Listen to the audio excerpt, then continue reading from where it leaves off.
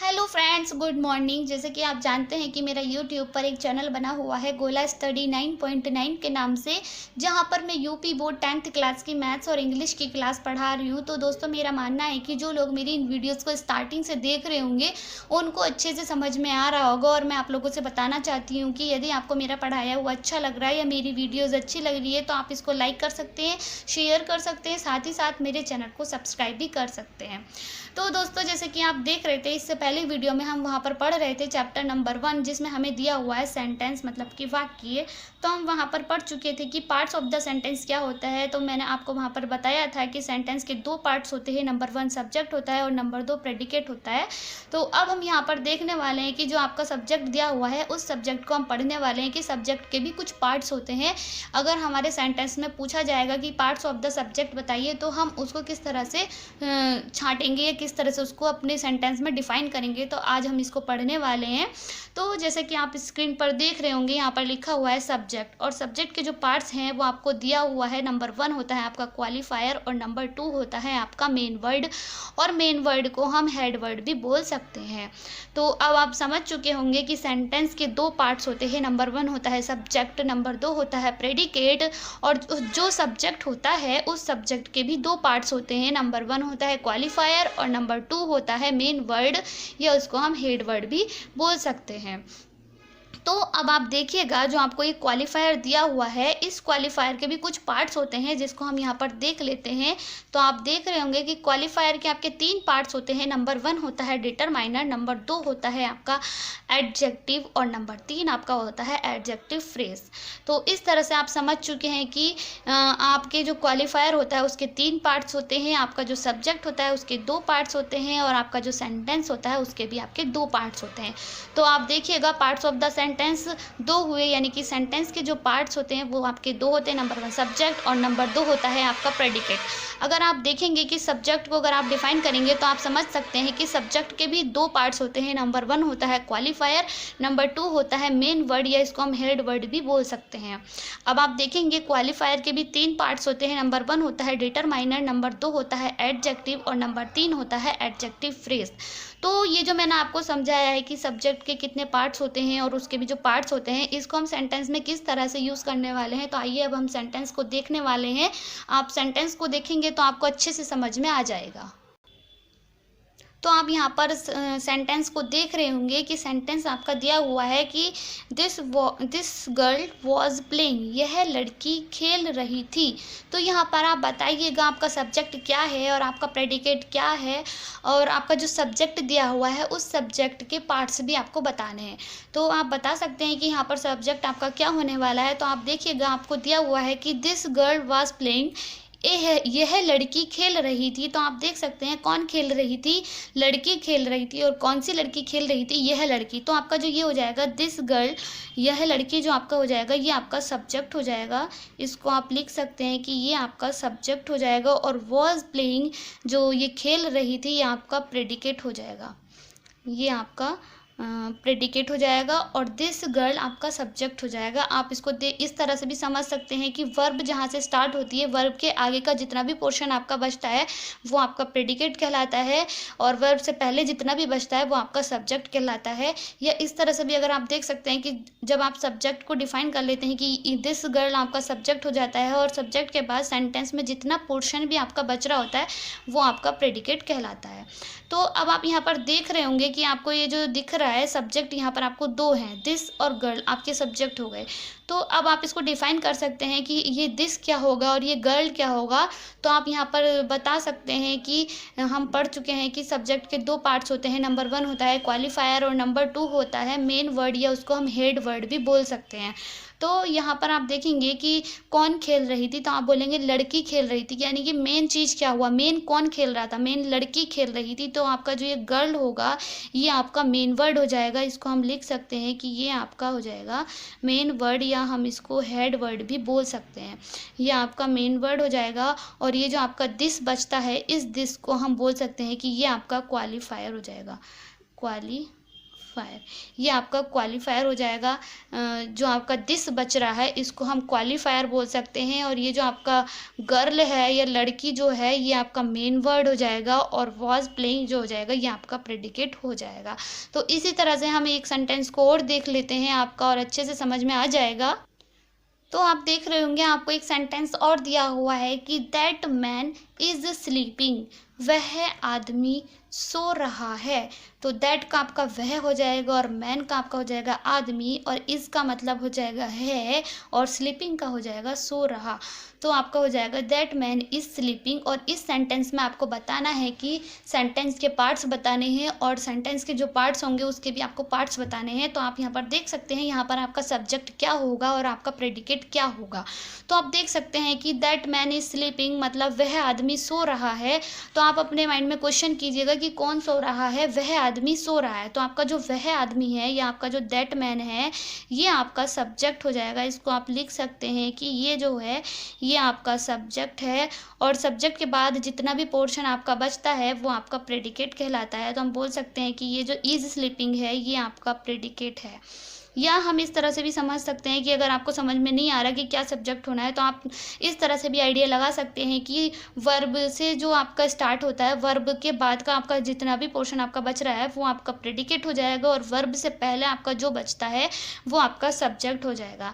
या आप इसको इस तरह से भी समझ सकते हैं, अगर आपको सब्जेक्ट एकदम मिल जाता है तो आप समझ सकते हैं कि ये आपका सब्जेक्ट हो जाएगा, और सब्जेक्ट के बाद सेंटेंस में जितना भी पोर्शन आपका बच रहा है वो आपका प्रेडिकेट हो जाएगा। तो हम यहाँ पर देख रहे हैं कि पार्ट्स ऑफ द सब्जेक्ट। तो आप देख रहे होंगे कि दैट और मैन ये आपका सब्जेक्ट बन रहा है। तो अब आपको इसमें बताना है कि पार्ट्स ऑफ द सब्जेक्ट क्या होने वाला है। तो आप सोचेंगे कि इसमें आदमी सो रहा है, यानी कि मेन कौन सो रहा है, मेन चीज़ क्या है। इसमें बोलेंगे आप मैन जो है वो मेन चीज़ है, यानी कि जो आदमी है वो मेन चीज़ है। तो आप इसको बोल सकते हैं कि ये जो आपका मैन है ये आपका हो जाएगा मेन वर्ड। तो आप इसको लिख सकते हैं कि ये जो आपका हो जाएगा मैन, मेन वर्ड हो जाएगा, या मेन वर्ड को आप हेड वर्ड भी बोल सकते हैं। अब आपके पास बच रहा है सब्जेक्ट में दैट। तो ये दैट आपका क्या होगा, तो आप बोल सकते हैं ये जो आपका दैट होगा ये आपका क्वालिफायर हो जाएगा। ये आपका क्वालिफायर हो जाएगा, दैट आपका क्वालिफायर हो जाएगा, और मेन आपका मेन वर्ड हो जाएगा। तो इस तरह से आप समझ चुके हैं कि पार्ट्स ऑफ द सेंटेंस क्या होता है। ठीक इसी तरह अब आप एक सेंटेंस और देखिएगा। इस सेंटेंस में आपको क्या दिया हुआ है। अब हम सेंटेंस को पढ़ने वाले हैं। सेंटेंस आपका दिया हुआ है गुड चिल्ड्रन रीड्स। यहाँ पर रीड्स नहीं होगा क्योंकि चिल्ड्रन बहुवचन होता है, प्लूरल होता है, और प्लूरल के साथ सिंगुलर वर्ब आती है, तो आपका रीड्स नहीं होगा, ये आपका गलत है। तो इसका सेंटेंस हो जाएगा आपका ये कि गुड चिल्ड्रन रीड, यानी कि अच्छे बच्चे पढ़ते हैं। तो अब आप इसमें बताइएगा सब्जेक्ट क्या होगा और आपका प्रेडिकेट क्या होगा। तो अब आप यहाँ पर देख रहे हैं कि कौन पढ़ते हैं, अच्छे बच्चे पढ़ते हैं। तो अच्छे बच्चे जो है ये आपका बन जाएगा, ये आपका सब्जेक्ट हो जाएगा, या अच्छे बच्चे को हम बोल सकते हैं ये आपका सब्जेक्ट हो जाएगा। इसको आप सब्जेक्ट लिख सकते हैं, और फिर आपका बचता है रीड, और ये आपका हो जाएगा प्रेडिकेट। तो इसको आप लिख देंगे कि ये आपका प्रेडिकेट हो जाएगा। और अब हम यहाँ पर बताने वाले हैं कि सब्जेक्ट के भी पार्ट्स बताएंगे आप। तो आप देखिएगा कौन पढ़ते हैं, बच्चे पढ़ते हैं। तो मेन वर्ड जो हो जाएगा, ये जो बच्चे चिल्ड्रन आपको दिया हुआ है ये आपका मेन वर्ड हो जाएगा। तो हम इसको लिख सकते हैं ये आपका मेन वर्ड हो जाएगा, और जो बच्चे हैं ये आपका क्वालिफायर हो जाएगा। तो ये आपका क्वालिफायर हो जाएगा, और चिल्ड्रन आपका मेन वर्ड हो जाएगा। तो इस तरह से हम समझ चुके हैं कि पार्ट्स ऑफ द सेंटेंस क्या होता है और पार्ट्स ऑफ द सब्जेक्ट क्या होता है। कि जो पार्ट्स ऑफ द सेंटेंस होता है वो दो होते हैं। पार्ट्स ऑफ द सेंटेंस में दो होते हैं, नंबर 1 सब्जेक्ट और नंबर 2 आपका प्रेडिकेट होता है। और जो सब्जेक्ट के पार्ट्स होते हैं वो भी दो होते हैं, नंबर 1 होता है आपका क्वालिफायर और नंबर 2 होता है आपका मेन वर्ड, या जिसको हम हेड वर्ड भी बोल सकते हैं। और क्वालिफायर के आपके 3 पार्ट्स होते हैं, नंबर 1 आपका डिटरमाइनर होता है, नंबर 2 आपका एडजेक्टिव होता है, नंबर 3 आपका एडजेक्टिव फ्रेज होता है। तो अब हम यहाँ पर देख चुके थे, जैसे कि आप जानते हैं हम क्वालिफायर और मेन वर्ड को डिफाइन कर चुके थे अपने सेंटेंस में। अब हम डिफाइन करने वाले हैं कि डिटरमाइनर क्या होता है, एडजेक्टिव क्या होता है सेंटेंस में, और एडजेक्टिव फ्रेज क्या होता है। तो अब आप सेंटेंस को देखिएगा तो आपको अच्छे से समझ में आ जाएगा। तो जैसे कि आपको सेंटेंस दिया हुआ है कि कुछ शरारती बच्चों को सज़ा दी गई, या हम इसको इंग्लिश में लिखेंगे तो मैं आपको बता चुकी हूँ कि आपके एग्ज़ाम में जो सेंटेंस आएंगे आपसे पूछा जाएगा कि पार्ट्स ऑफ द सेंटेंस बताइए, या पार्ट्स ऑफ द सब्जेक्ट बताइए, या पार्ट्स ऑफ द प्रेडिकेट बताइए। तो वहाँ पर आपको इंग्लिश में सेंटेंस दिया होगा, उसमें ही आपको पार्ट्स ऑफ द सेंटेंस या जो भी पूछा होगा आपको सब कुछ बताना होगा। वहाँ पर आपको हिंदी नहीं दी होगी, हिंदी यहाँ पर मैंने आपको सेंटेंस को समझने के लिए लिखी हुई है।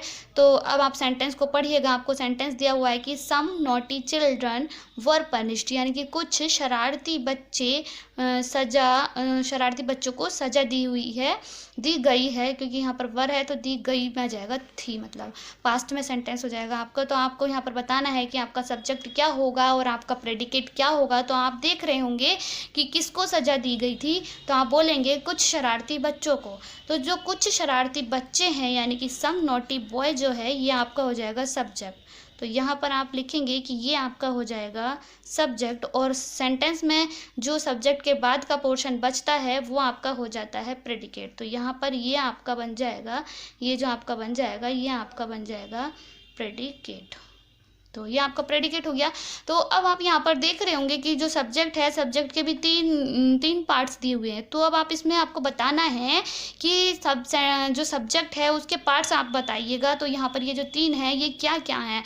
तो आप सबसे पहले देखेंगे कि आप सब्जेक्ट के जो पार्ट्स के बारे में आप जानते हैं। सब्जेक्ट के 2 पार्ट्स होते हैं, नंबर 1 होता है क्वालिफायर और नंबर 2 होता है मेन वर्ड। तो आप देखिएगा यहाँ पर मेन वर्ड क्या है। तो आप देखेंगे कुछ शरारती बच्चे, तो इसमें मेन वर्ड क्या है, बच्चे, यानी कि शरारती कौन है, बच्चे हैं। तो ये जो आपके बच्चे हो जाएंगे यानी कि जो चिल्ड्रन हो जाएगा ये आपका मेन वर्ड हो जाएगा। इसको हम मेन वर्ड भी लिख सकते हैं या इसको हम हेड वर्ड भी लिख सकते हैं। और जो आपका नॉटी हो जाएगा ये आपका एडजेक्टिव हो जाएगा। ये जो आपका नॉटी है इसको हम लिखेंगे कि ये आपका एडजेक्टिव दिया हुआ है, और जो आपका सम है ये आपका क्वालिफायर हो जाएगा। ये जो आपका सम दिया हुआ है ये आपका क्वालिफायर हो जाएगा।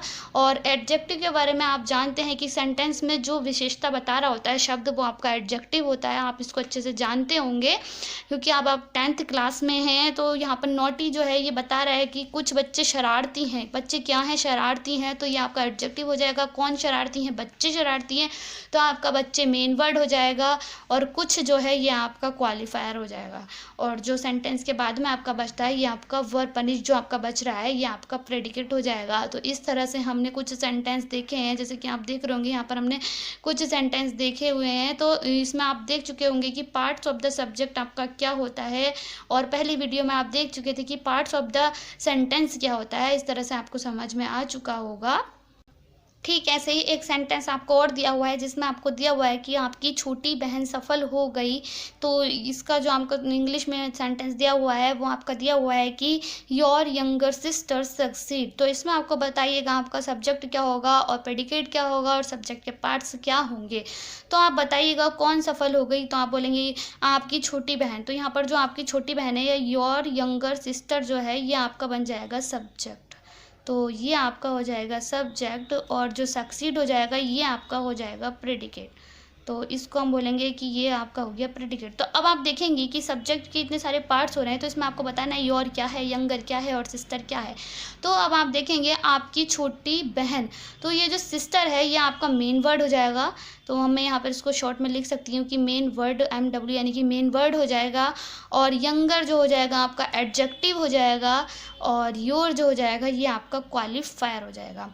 तो इस तरह से हम समझ चुके हैं कि पार्ट्स ऑफ द सब्जेक्ट क्या होता है। पार्ट्स ऑफ द सब्जेक्ट में सिस्टर आपका मेन वर्ड हो जाएगा, यंगर आपका एडजेक्टिव हो जाएगा, और योर आपका क्वालिफायर हो जाएगा। और जो आपका बच रहा है सक्सीड ये आपका प्रेडिकेट हो जाएगा।